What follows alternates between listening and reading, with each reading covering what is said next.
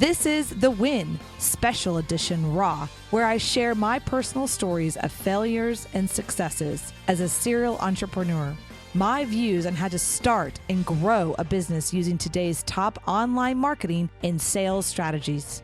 So welcome to The Win, Raw, with me, your host, Heather Havenwood. Are you over 45, 60? Are you relying on the traditional medical field to help you feel great and get you back to a balanced body? Good luck with that. At e2lab.com, Dr. Don Salio got sick of people complaining about bloating, inflammation, and feeling sluggish. He has created unique, potent, and powerful non-pharmaceutical supplements to help the body rebalance, detox, and get back to being healthy. Go to e2lab.com, getting you back to healthy and balanced. Are you a business owner that has a website but not tech savvy?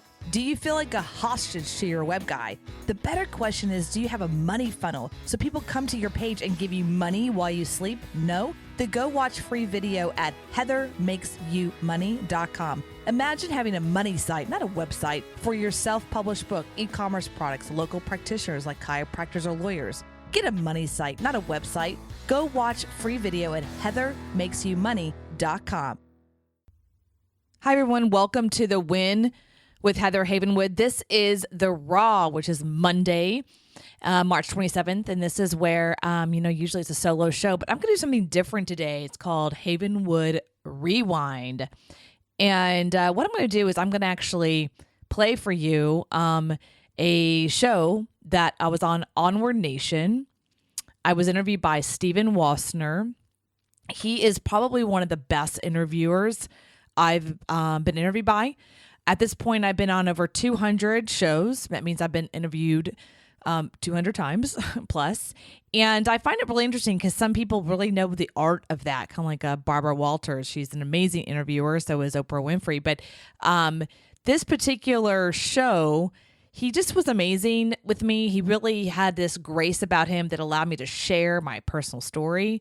And he actually really pulled a lot of nuggets out of me. I think sometimes with a great interviewer, you don't even know it's in you until you get the question asked. So it's pretty profound. And also people would ask, well, why are you promoting someone else's show? To be able to be an amazing self-promoter, you've got to be willing to promote other people. And because when you promote other people, then you can also shamelessly promote yourself at the same time, right? So I think it's pretty interesting. And also part of that is, as my own show, I'm always the interviewer, you know what I mean? And I think it'll allow people to see a different side of me and how I actually get interviewed and vice versa. So I think it's really powerful as somebody who's constantly interviewing others to be interviewed and vice versa. It's kind of like being, watching Oprah get interviewed. It's kind of rare because you always see Oprah doing the interview, right? It's actually rare when you actually see Oprah getting interviewed. Same thing with Barbara Walters, actually. She's always the one asking the questions.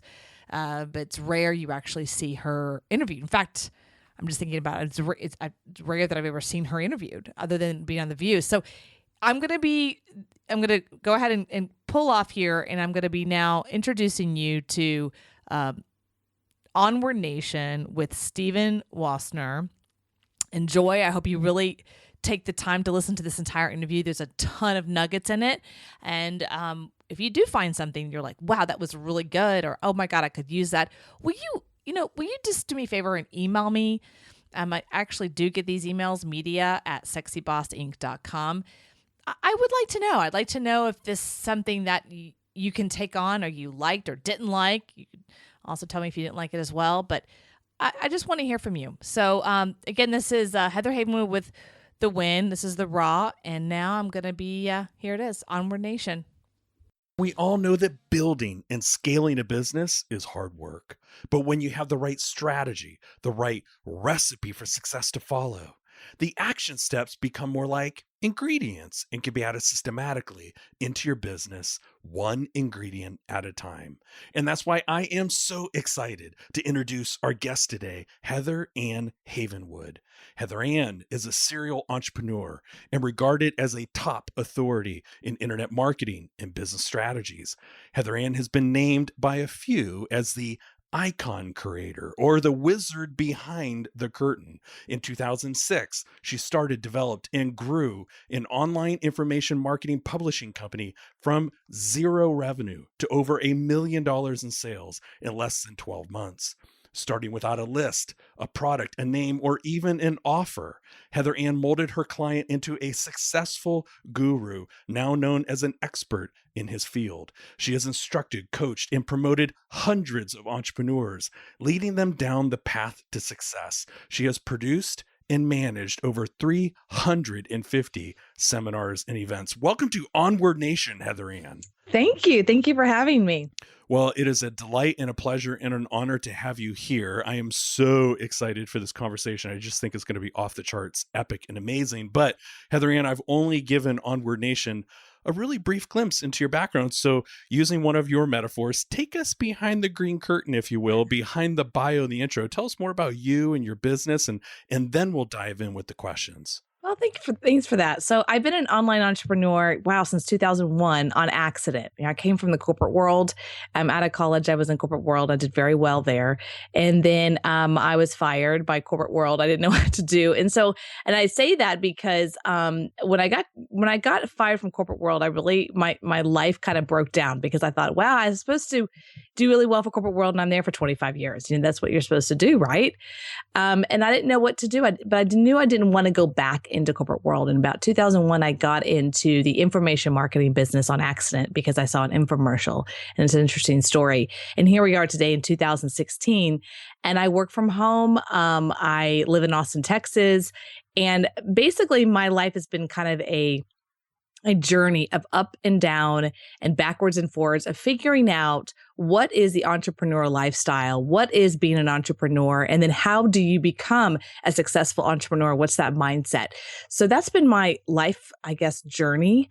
I wouldn't say I'm a master, but I'm hopefully close to that process at this point. And now, after so many years of figuring it out and kind of skinning my knees, I have now teaching other people and coaching other people in their process of starting and growing their businesses along the way. I'm so glad that you mentioned like skinning your knees, because you've been at this now for decades. Onward Nation, there is no such thing as an overnight success.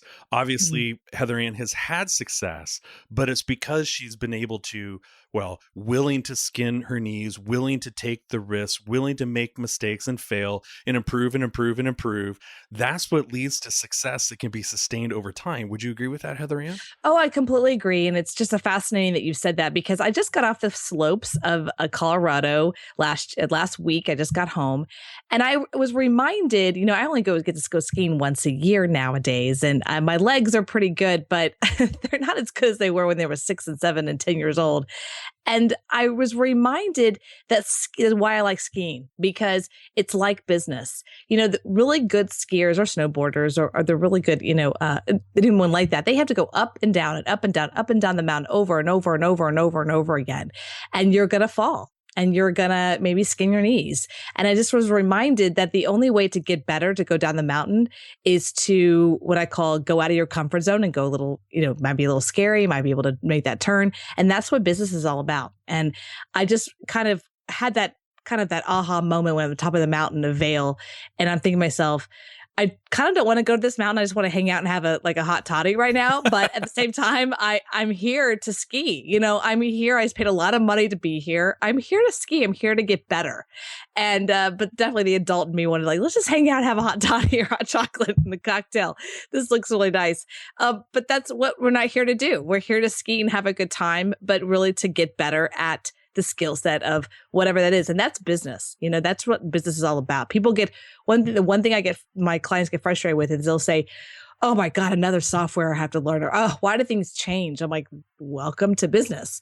Because especially in online world, things are constantly changing and shifting. And if you're let's say you're a Facebook person where you're dealing with Facebook ads. I mean, how many times just in the last 6 months, Facebook has changed their guidelines? You have to be willing to allow yourself to be flexible. Yeah. And I think when things like that happen, right? When Facebook changes, when Google changes its algorithm, or, the litany of things that we as business owners could go on and on and on about about how the environment, the landscape is changing. Let's applaud those, because Opportunity. 98% of your competitors aren't going to change. Yeah, no, it's so true. It's an opportunity. It's such an opportunity. And, I right now we're 2016. So of course we're in a political year. And I just want to kind of quote Donald Trump recently, because he said something. He actually got slammed for it. He actually got negative slammed for it. But I think it was really interesting because he's a business owner. He said, "I'm flexible. I will change my mind based on new information." And I found that really fascinating. Of course, he personally got slammed on a political level, but taking that out, as a business owner, that's very smart, because you might make a decision now based on what you know now, and then all of a sudden something will alter and you have to move. You can't get mad, right? You have to go, okay, well, here's what's happening now, especially with media buying or anything like that, online software, emails. Used to be email marketing was awesome and you would get 98% deliverability. Not so much anymore. So you have to be willing to alter yourself as a person and not be so stuck. And I think that's one of the challenges when people come out of the corporate world, that they have going to the entrepreneur world, because it's so flexible, and the corporate world's not. Like, it takes forever for them to change anything, right? So that's one of the biggest changes, I would say, is that you have to be willing to be flexible or open to change and learning something new constantly, every day. Okay, Onward Nation, this is the type of kind of enthusiasm and passion that you're hearing in Heather Ann's voice. That's what this entire conversation is going to be about. So get locked in. This is going to be a great conversation, being able to pull the best of what Heather Ann has out of her and being able to pass that on to you. Can't even wait to get this started. Let's dive into this first section that I like to call focus and preparation. Preparation, because it's so true, Heather Ann, that greatness is available to all of us if we're willing to do the common things uncommonly well, which is a powerful lesson I learned from one of my mentors, Don Yeager. So Heather Ann, start us off with, if you want to call it a secret, if you want to call it a time-saving technique, is there something that you can share with us that helps you focus and prepare to tackle your most vital priorities each day? Wow, that's a good question. Honestly, what I would say with that, if I had to really look at it, it's not a software. It's not a technique. It's a mindset. It's a mindset of figuring out quickly what the priorities are and what's going to bring you ROI quickly, right? So there's all kinds of things we can do online and Facebook and check our Gmail and whatever, right? But for me, I have to look at, what are the things I have to get out now? I call it eating the frog. What are the things I have to get out right now that's going to cause the business movement, AKA make money? Right. That's the point of a business, by the way, hence making money. And so you have to, what I call, eat the frog in the morning. So eat the frog as fast as you possibly can. And so the rest of the day is maybe reconnecting or helping other things out or helping new situations or creating. But you want to eat the frog as fast as possible. So that's my little technique or secret that I do. I love that, because if you can accomplish that really difficult, onerous, maybe ugly task, Onward Nation, first thing in the morning, it's kind of liberating. It really frees up kind of the rest of your day. It gives you permission to maybe do those other things that you might enjoy more, right, Heather Ann? Yeah, absolutely. It also gives you the ability to create, right? So a lot of the things that we have to, what I call eat the frog, what I call ROI activities, but like eat the frog, it's just a lot more fun to say that versus ROI, is things that we might not don't like to do. Maybe you do. I don't know. But it's maybe something that we just kind of dread, or maybe it's something that takes up a lot of our energy. But then it frees you up to then create. And that's the honor of being an entrepreneur, is we get to create every day. I get to create what I want to say. I get to create a blog post. I get to create a message. I get to create something every day. And I think that's the beauty of being an entrepreneur. Love it. So let's take that a little bit deeper. And in this time, let's maybe think it in the context of habits. And so, So do you have a habit or two you strongly believe contributes to your success? A few things. One, I'm really structured with my time, right? So I live by my calendar. Literally. So, and that's a big piece when you're working from home. You've got to construct your time versus let other people take your time. That's a big habit that you have to learn, especially coming from corporate world and entrepreneur, and you're working from home, right? So there's all kinds of things you could do. Take the dog out, whatever, clean the house, whatever. So there's all kinds of things you have to eliminate, and you have to focus on what the tasks are. But that's a big daily habit. The other thing that I do daily is I exercise every day. That's something I do constantly in the morning as well as in the afternoon. And Those are daily habits that I constructed in my life a couple of years ago, and then they stuck.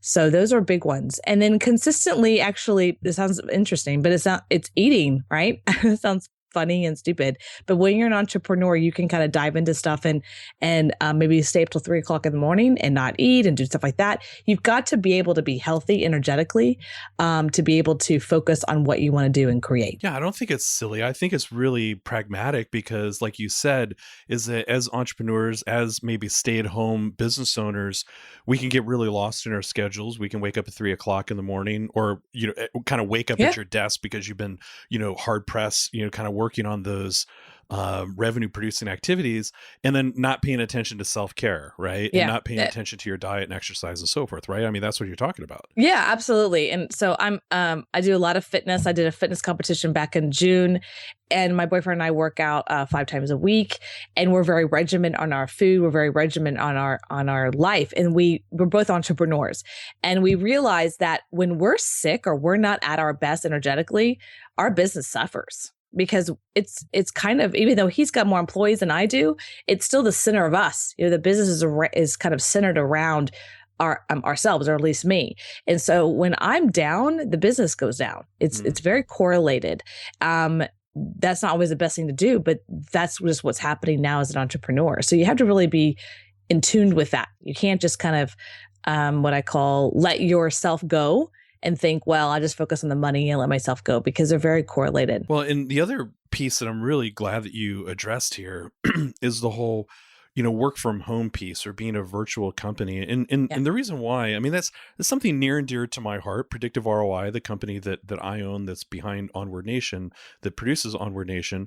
We're a digital agency. We're spread out all over the country, but and sometimes, companies or clients will look at that and say, really? Like maybe you're a less than credible company. And I think that is changing in leaps and bounds nowadays. And I'm so happy to see it, where like in the current issue, I think it must be the April issue of Success Magazine, they did an incredible story about work from home and how many companies are really doing that today. Like, for example, Automatic, the company behind WordPress, has 400 employees that are spread around the world. They do have kind of an office in San Francisco, but hardly anybody is ever there. But 400 employees on Onward Nation, and they all work remotely, and they love it. So I'm really glad that you're kind of championing that, Heather Ann, because it is such a progressive shift, and it's just awesome. Yeah, no, I love that. A couple of years ago, I tried to, well, I say tried. I did try to do the office thing again. And it just didn't suit me. I work really better when I'm at home, but I have a team that I constantly talk to. But one of the things that I realize working with a team, if you're the owner, if you're the owner, right? Or if you're the boss or the manager, operations, is that you set the schedule, meaning you set the structure, and then you allow them to shift to you, right? So there was a period in my life that I was hiring VAs that they are in the Philippines, and they like to work, they're 12 hours ahead, right? So it's opposite. So I was up at midnight and 1 o'clock in the morning talking to them, because that's when they were up. And I no longer do that. Like, if you work for me, it's on my time zone, does it work for me to be up at 5 o'clock, to midnight, or 1 o'clock in the morning? Does it work for me? So you have to be willing to structure your life such that it works for you, and then find people or resources that work for your time zone. You know what I mean? I just think that that's a big piece. Now, that doesn't mean that you can't set up a time in the middle of the day and then they work at midnight. That's fine. But I just want you to realize that as an entrepreneur, you get to choose who you work with and who you don't, and that we are in a great period of our lives. I can hire people in Australia and Philippines and in Canada and, India, whatever. I get to choose who I work with. I have the whole 6 billion people on the planet to choose from. And that's pretty powerful as an entrepreneur. It's incredibly powerful. And thank you for putting it in that perspective for Onward Nation, because that is powerful. So this is going to sound a little bit strange, right? Because you're starting us off with this really, really great momentum. You're giving us some great lessons. And now I want to switch gears and move over to overcoming obstacles. So tell us about that challenging time, that situation, Heather Ann, that could have devastated, maybe even ruined your business, but you persisted. You made the tough decisions. And now that once painful memory serves more as an invaluable learning experience. Tell us that story. Absolutely. There's a period in my life that I wouldn't share the stories, but now I do share the story, and that I call it From Bankruptcy to Sexy Boss. It's actually why I have a book out called Sexy Boss, and it came out of this particular situation. It could have been a tragedy, or you could look at it a lot of different ways. So what happened is back in, like you said in my bio, 2006, 2007, I built a business and with a partner, and he was the face of the business, and I was like the operations and dealing with all the other details of the online side. And we built the business from $0 to $1 million, and we're doing very well. And then I came home one day from an event I was out of town for the weekend, and I came home and everything was gone. Computers were gone. Merchant accounts were switched off. Bank accounts were empty. Everything was gone overnight. Boom. And there was nothing I could do about it. And I went into bankruptcy. I was living in a house. The house went to foreclosure within 30 days. I had no money. And I lived in my car, basically ended up living in my car with my dog and it was interesting because I had no car payment. So I had only one payment. I had my cell phone. I was like, wow, I could live just off my cell phone. This is crazy. So it was a very devastating time. I ended up living in Marco Island for about a year after that because I was living in Florida, and ended up living with a friend on the couch and kind of taking a year off. Literally just kind of looking around, looking at the ocean, figuring out what happened. Why did that happen to me? A lot of victimization going on in my head. And I finally, one day after a year of staring off into the ocean, I just said, you know what? I'm just done with this. And I want to get back to building again. I'm an entrepreneur at the end of the day. And this is what happened. And I'm ready to build again. And that's when I got in my car and I drove west to Austin, Texas. And I started my life from scratch, from nothing here. And that was very humbling for me because I had it in my head, well, I'm smart. I have a master's degree and that'll never happen to me. And, and when something like that happens to you, it can be a very humbling experience. I didn't have a backup plan. There was no daddy. I don't know this. When I hear about the 20-year-olds get to go home back to their parents, I'm like, that's hilarious. I don't have that choice. There was a backup plan. I didn't have daddy Warbucks. I wasn't married. There was no two incomes. It was just me and my dog, and through that, you find out, at least for myself, found out who I really was. And that's why I call it my transformation from bankruptcy to sexy boss. And sexy boss for me is what I call being a leader of oneself. It's being able to own oneself and own who you are and be the boss of your life and be the boss of your mind and say what you want and go after what you want, no matter what. That's what I call being a sexy boss is. All right. And so I think there was a transformation. It took a couple of years for that to happen, for me to realize this is who I am. This is what I want. And I'm just an entrepreneur. I'm at the end of the day. And this is what happens. And it's okay. It's okay to fail. It really gave me this massive permission to fail. And going back to just because, again, we're in the political year, Donald Trump, they talk a lot about his bankruptcies or his failures as business owners. And I start to laugh when they try to attack him on that because I'm like, that's what entrepreneurship is about. It's about creating, failing. That's what our forefathers of the United States, they gave us this thing called the bankruptcy law. They gave it to us because they wanted us to be an entrepreneur nation. That was a point. That was the whole point. So as an entrepreneur, you have to be willing to fail. And so that's what I got out of that whole process. And here I am today. It's been almost 10 years since the BK. And yeah, it's just been kind of a journey climbing a new mountain and getting to the top and being very successful for myself. Well, what I love about Heather Ann's story, Onward Nation, I mean, there are a lot of different lessons wrapped up into that story, but one that really stuck out for me is she chose to use the word victimization. It is really easy to kind of feel that way when things happen, that we can feel like we were the victim. And sometimes legitimately we are, because somebody has done something to us through no fault of your own, as in the case here with Heather Ann. But the point is that she felt that way, and that is okay to feel that way. And she sat there and reflected upon it. And then she said, no, this is not going to be my destiny. This is not what my future holds for me. And I'm going to get back. She said, I'm going to get back to building it again.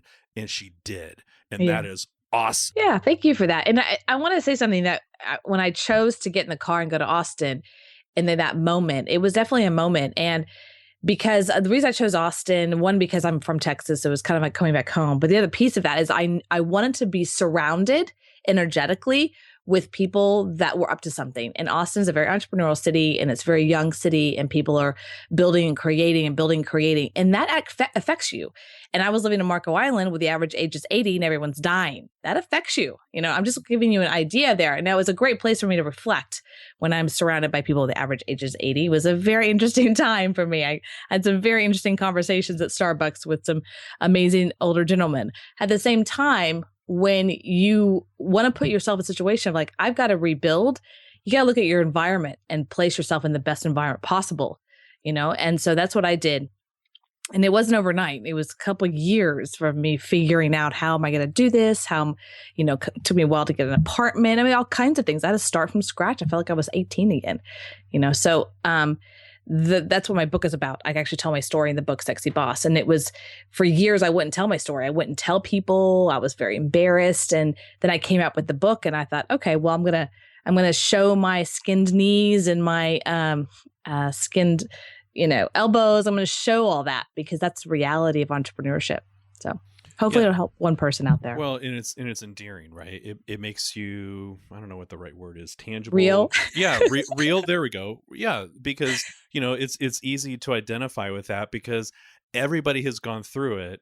And so I think that's pretty smart on your part to be transparent like that. So let's think about critical skills. And so what do you think is the most critical skill that business owners need to master in order to thrive today? Mindset, because you can learn a software. You can learn a skill set on how to write email copy. You can learn a skill set on, you know, how to create stuff through WordPress or whatever, right? That's a skill, yes, but it's not necessarily what I call the skill that's going to drive people to success, right? It's the mindset. End of the day, it's always the mindset. So the habit for people to consider is, what am I thinking about, right? What am I allowing to come into my head? Who are you listening to? Are you listening to Onward Nation, or are you listening to something else that's really negative, right? So you really have to really consider and allow yourself to protect your mind. You got to protect your mind because there's a lot of negativity out there, right? And so you have to really just kind of protect yourself. That's the biggest thing. And I had to learn that. I had to shift who I was talking to, who I was listening to, what I was reading. It was only then that I move out of that victimization into, okay, I want to build again. But that took a while, right? Because if victims like other victims, so you attracts like. So you, when you're in that victimization mode, there's people that all of a sudden surround you that are like, oh, poor you and poor baby and all this, right? And you shift that, then all of a sudden you have people around you like, you could do it. Come on, get out there. You could do it. So you have to be willing to shift your friends or people that you talk to in your communication, in your community. And that's why I moved to Austin, because I knew there's other entrepreneurs there. Just the fact there's other entrepreneurs there, I knew that I could talk to other people and about what they're going through, and I could relate to them, right? And they can relate to me. And so that was one of the big shifts. That's a big one. Mindset. It absolutely is, because Onward Nation, and I know that you've heard me share this lesson a number of different times that I learned from one of my mentors, Don Yeager, who he then learned this lesson from Coach John Wooden.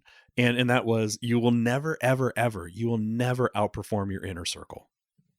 And if you're hanging around with people with the victimization mindset, or if you're hanging around with people with the abundance mindset and where anything is possible, and those are the people who Heather Ann is hanging out with now, those people with unlimited possibilities where everything can be done, nothing is impossible, everything can be possible, then your upper end potential is really unlimited because you have the right mindset, right, Heather Ann? Yeah, absolutely. And one of my mentors along the way, Richard Flint, he was definitely a mentor of mine during that time and still is today. He said to me, it's a quote, actually I have it right here next to me. It says, never keep anyone in my life that's not part of my fan club.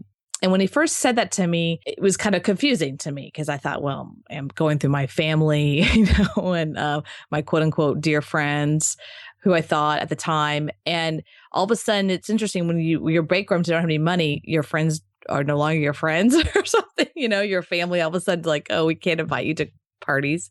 It's very interesting. It's very like, oh, wow, I broke and now you're acting differently around me. So you find who your friends are. But here's the image he shared with me. He said, imagine you're in New Orleans, right? French Quarter, and you're walking down the street and everyone, friends and family are all there. And they could only be in one or two places. So you look up and there's if you've been to French Quarter, there, the balcony, right? You walk out and you're throwing beads, right? So either your friends are up there at the balcony and they're cheering you on like, yeah, you can do it. I'm proud of you, right? They're very supportive. Or they're in the gutter of New Orleans and they're grabbing your ankles. And they can only be one or two places. And that was hard for me to visualize because I started to actually see people that I really do love and care about were the ones grabbing my ankles. And that was just the truth. It's just they were. Mainly because of their own mindset or maybe because of their own issues, whatever. But that was just what was happening. And I had to begin to remove myself from the situation or not share as much with them and recognize who the real friends were who were really supporting me. So that's a great quote. I look at it every day. Never keep anyone in my life that's not part of my fan club. Love it. And so, and maybe that is it, but my guess is you probably have many. So tell us about the most influential lesson you ever learned from one of your mentors and how that lesson helped you become the business owner you are today. Absolutely. And it's still with Richard Flint and it's a quote and I'll explain the quote. Okay. And at the time when he gave it to me, so at the end during my bankruptcy and all that, the house is gone and BK's done. I was just kind of in this floating space for a couple of years, not sure what to do, what happened. Again, a lot of victimization. And I was really confused. I just was like, that doesn't happen to me. And it didn't happen in the corporate world. And now here I am an entrepreneur and I failed. And there was a lot of stuff going on. I just was what I call spinning, And so the thing he gave me as a tool, it's something I use to this day. It was the thing that helped me stop spinning and start to take action, right? In the right direction. And here's the quote. Does this feed my confusion or strengthen my clarity? Does this feed my confusion or strengthen my clarity? Now, I put this question to everything. I mean, everything before I talked to somebody about a project, before I got into a relationship or the relationship I was in or anything, right? Anything. Because I noticed that if someone invited me into a project or invited me to a seminar, I would go. But doesn't mean that that was best for me and where I was going, right? So you have to really look at before you buy a product or before you do that project or before you do that podcast, whatever, does it feed your confusion or strengthen your clarity? And the moment you ask the question to yourself, it'll be very clear, right? It's like, oh, it's actually feeding more my confusion. It helps them. It doesn't really help me. It's causing more confusion in my life. I'm going to let it go. Or, hey, this really strengthens my clarity and where I'm headed, strengthens their clarity. It's a win-win. Let's go for it, right? So, and that had happened to be in relationships as well. But that's right there, something I look at every day. And he gave that to me. And I started to put that question to every little thing in my life, down to food. I mean, does this feed my confusion or feed my clarity? Like if I'm going to eat something bad, does it feed your confusion? Yeah. Right? Or clarity. Is it going to help me be more clear in life? I really think that right there was the thing that Richard Flint gave me that helped me turn everything around. What I love about that is that it's not only this this quote, this short little statement, Onward Nation, that Heather Ann has from one of her mentors. She has turned that into a system. She's turned it into like a checks and balance system that she uses to help guide everyday decisions, everything from eating all the way up to, more complex business decisions. That's fantastic, Heather Ann. Wow. Thank you. Yeah, no, and I give that to you. It's a gift. I mean, it was something that I remember when he gave it to me, we were on our way to dinner in Florida. He was taking me to dinner and I'm like really in tears. I'm crying. I'm like, what happened to me? I was definitely a victim back then, a lot of victimization. And he just said, I want you to start to put this question to everything you do, And I did. I took it, and I still have to the day the piece of paper that I wrote it down on that day, which has almost been 7 or 8 years. It's sitting next to my computer screen right now. I'm looking at it right now, and it's because it reminds me that, especially in today's world, we're constantly being bombarded, right? Facebook and different stuff, and bombarded and being invited, and come to this webinar, come to that, whatever, we're being bombarded. We're constantly being invited. And as a human being, we love to be invited. I mean, I love to be invited to parties, right? Don't you, Stephen? We all love to be invited to webinars. We love to be invited because the human nature, we love to be invited. The problem with that, it doesn't mean that it's in alignment with where you're going, right? It could be, it could not be. You just have to make sure you ask the question. Great litmus test. Yeah, it is. It really is. And that goes on to relationships too. Does this relationship in my life, significant or just friend, does this feed my confusion in my life, or is it strengthening my clarity? So the moment you ask the question, it like pops in your head, like, right? So I hope that helps. I think it's tremendous. So thank you for the gift. You're welcome. And passing it on to Onward Nation. So let's talk about magic reset buttons. So Heather Ann, if there was a magic reset button as it relates to starting your business, what systems would you go back and put into place sooner rather than later, and why? Okay, so this is a tactical one, and that's definitely email marketing and consistency of that, right? So that's a tactical one. I think that's one of the lowest hanging fruits of all business owners is they start to get customers and they don't put an email marketing system in place from day one. They'll wait like 6 years or 5 years or 3 years, depending, and they don't put that into place immediately. Some kind of constant communication with the customer, right? Or how do they get more money out of the customer, i.e. through outside marketing, affiliate marketing, email marketing, maybe customer service phone calls, whatever it is, like what I call follow-up marketing, right? That's the biggest one I would put into place. And I now put that into place in all my businesses. I have 7 businesses, and I put them all into a follow-up sequence, constantly communication, even after they bought the big purchase, right? That's a key one, I think all marketers and business owners should do, because they're just missing out on that revenue. Is there a particular, like when I interviewed Kim Garst for episode 58, I know that she's a proponent for Infusionsoft. We love it too. Is there a platform of choice or a system of choice that really works for you? That's a great question. So here's what I say to that. So I do have Infusionsoft for one of my businesses that's pretty kind of complex in that space because you can do a lot of tagging. But the other businesses that I have, that one of them is with my boyfriend, it's what I call a weight loss business. I don't use it. I use MailChimp. It's a very simple system. It works, has a high deliverability. He doesn't need all that. And so that's the other thing is it was with what I call some small business owners that are not all online, like physical businesses. I think sometimes they get too complex with the Infusionsoft, and it gets so complex that they don't do anything versus let's just send out an email, so you had to be careful with that. When I worked with an acupuncturist, same thing. I had him use Aweber. It's real simple. It's easy to use. He was able to do it. He's not a techie, I want him something that he can log in himself and create an email himself as an acupuncturist, So you have to really kind of think about that. But as a techie myself and someone who's online, I love Infusionsoft for obvious reasons, tagging and all kind of fun stuff. But I do like Aweber as well. That's my second choice. That's perfect, and that's a great way to wrap some excellent and practical advice around that, because for the small business owner where you said like MailChimp or Aweber is going to be just fine, Infusionsoft is going to feel like flying the space shuttle to the grocery store. Oh my God, yeah, right? Like what is all this stuff? Need to do that. So okay, that's perfect. Thank you for putting that in the right context there. So Heather Ann, here's my last question for you. So imagine you're standing in front of a room of brand new business owners, people just like you when you were starting out. So they're battling their way through the fears and the worries and the doubts and struggles to try and find their footing. So what would be 2 or 3 strategies you would recommend that they focus on to best ensure success?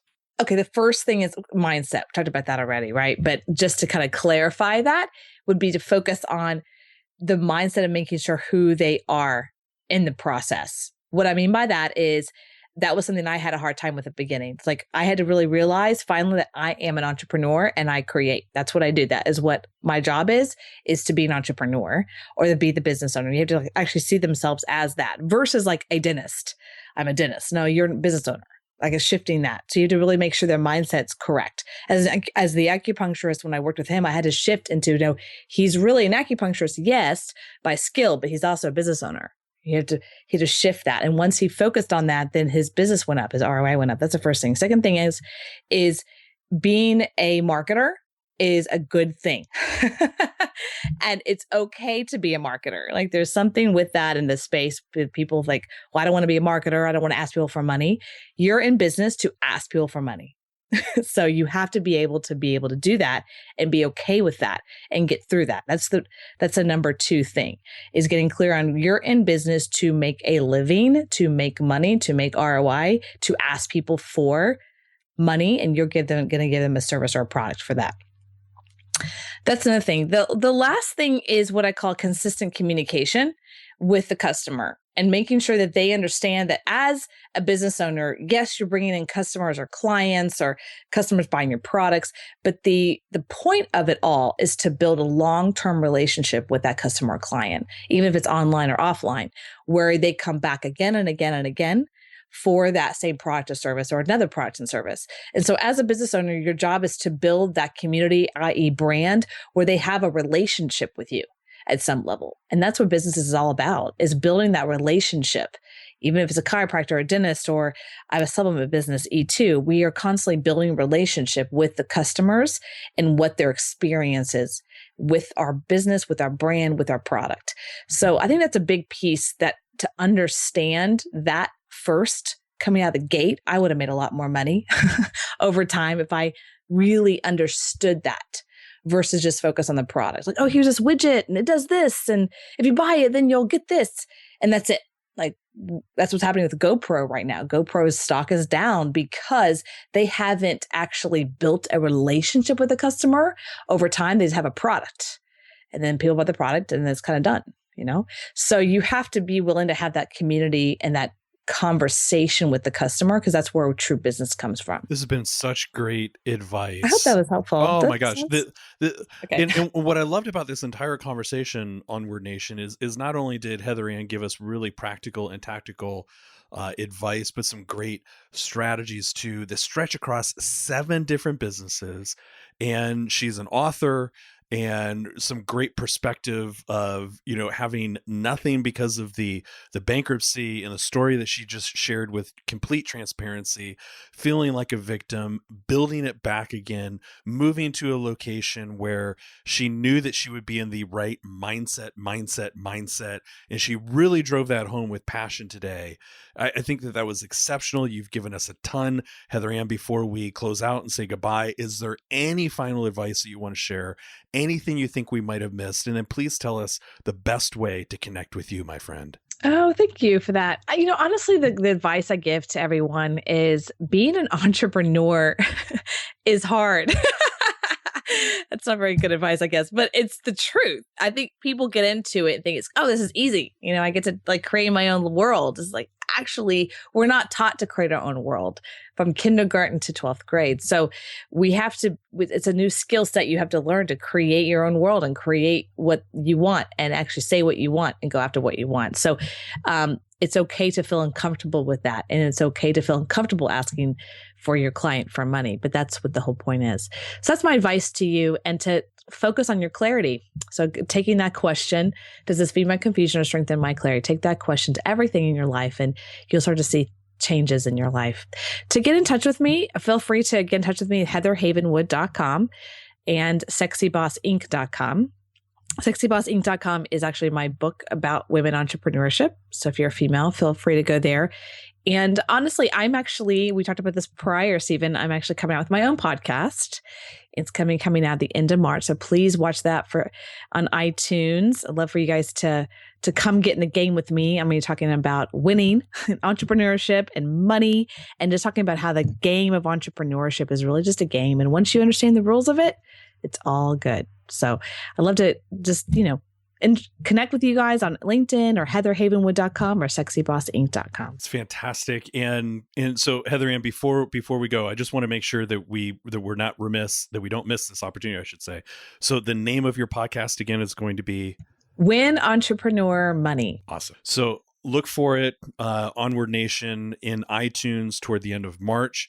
It's going to be awesome. Just like that same sort of enthusiasm and passion that you heard in Heather Ann's voice and all of the wisdom that she shared with us this morning is going to transcend over into her own podcast. But the key is, again, no matter how many notes you took, and you hear me give you this kind of closing sort of recommendation, if you will, or urging that all of our great guests give great, wisdom and information and advice.